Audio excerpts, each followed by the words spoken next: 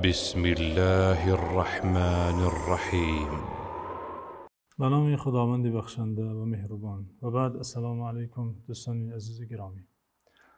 بیایید باز از گنج حکمت، از احادیث گوهربار و از حکمت‌های نبوی امروز حدیث دیگری شنویم. از این عطر خوشبوی وحی سمع خود را بار دیگر معطر نماییم. به تعبیر فردوسی حکیم بیایید از احادیث پیامبر صلی الله علیه و سلم راه استقامت جوییم و با آن تیرگی های دل را بشوییم. از گفتار پیغمبرت راه جوی، دل از تیرگی ها بدین آب شوی. بینندگان عزیز، فضل و رحمت و لطف و عنایت پروردگار بر بندگان خیلی زیاد، خیلی گوناگون و به حساب است. یکی از نامهای زیبای خداوند نام شکور است. معنای شکور آنگونه که امامان همچون امام بیهقی و امام خطابی شرح دادن، معنی داد کردن، یعنی گفتن هو الذی یشکر الیسیر من الطاعه و یعطی علیه الکثیر من المثوبه. یعنی او تعالی چنان فضل و رحمت دارد که طاعت اندکی بنده را سپاسگزاری کرده میپذیرد و به آن طاعت اندک در عوض اجر و پاداشی بی‌نهایت فراوان و زیاد عطا میکند.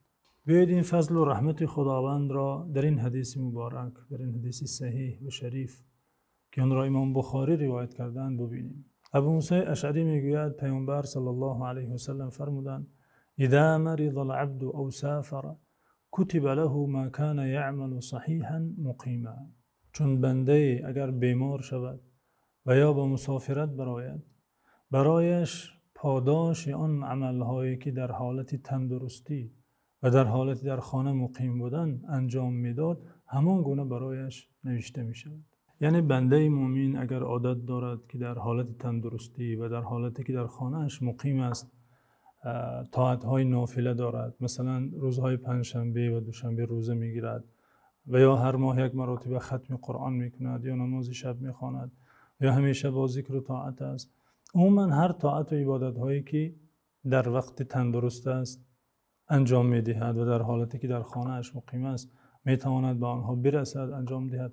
رفت همین نفر چون بیمار می شود و یا به سفر می براید که در حالت بیماری البته ناتوان می شود، نه همه آن طاعت هایی که عادت داشت که انجام دهد میتواند انجام دهد و یا وقتا به مسافرت می براید، البته که سفر آوارگی دارد، خستگی دارد، در حالت سفر نمی رسد آن طاعت هایی که عادت داشت انجام دهد. اما خداوند از فضل و رحمتش، از لطف و عنایتش آن اجر و ثوابها را کاملا برای او آنگونه که در حالت تندرستی و در حالت در خانه‌اش مقیم بودن انجام میداد، در حالت بیماری او، در حالت مسافر بودن او برایش نوشته میکند. این معنا دوستان گرامی در قرآن نیز وارد شده. خداوند عزوجل در سوره فاطر فرموده: لیوفیهم اجورهم و یزیدهم من فضله انه غفور شکور.